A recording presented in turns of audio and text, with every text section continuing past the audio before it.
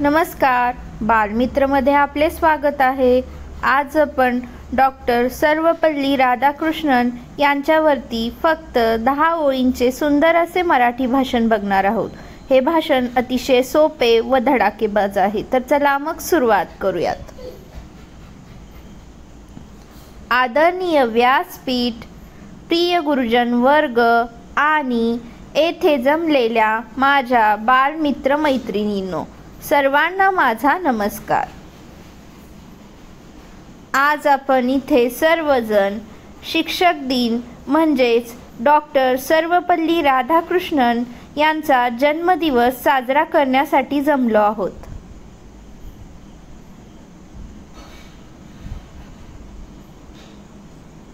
Doctor Sarvepalli Radhakrishnan हे प्रसिद्ध शिक्षक होते। त्यांचा जन्म 1888 मध्ये 5 सप्टेंबर रोजी तिरुतानी मद्रास येथे गरीब ब्राह्मण कुटुंबात झाला। ते भारताचे पहिले उपराष्ट्रपती आणि दुसरे राष्ट्रपती होते।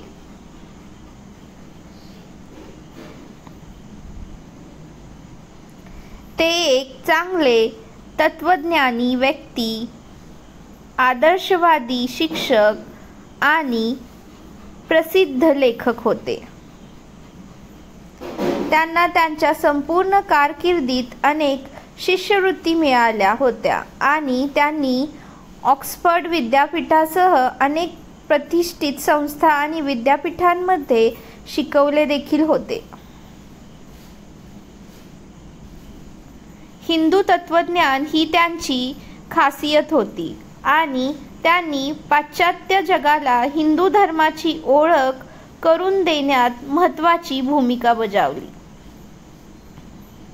डॉक्टर राधाकृष्णन यांना त्यांच्या हयातीत 1954 मध्ये भारतरत्नसह अनेक पुरस्कारांनी सन्मानित करण्यात आले।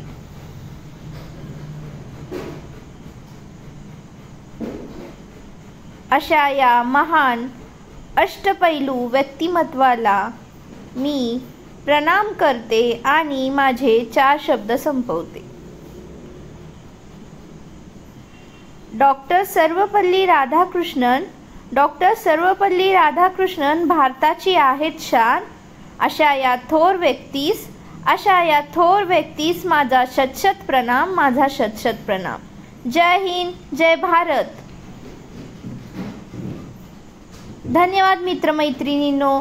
जर तुम्हाला हे भाषण आवडले असेल तर माझे चॅनल बालमित्र नक्की सबस्क्राइब करा आणि तुमच्या मित्रमैत्रिणींसोबत शेअर करा। आपण पुन्हा भेटू अशाच नव्या व्हिडिओ सोबत। तोपर्यंत धन्यवाद।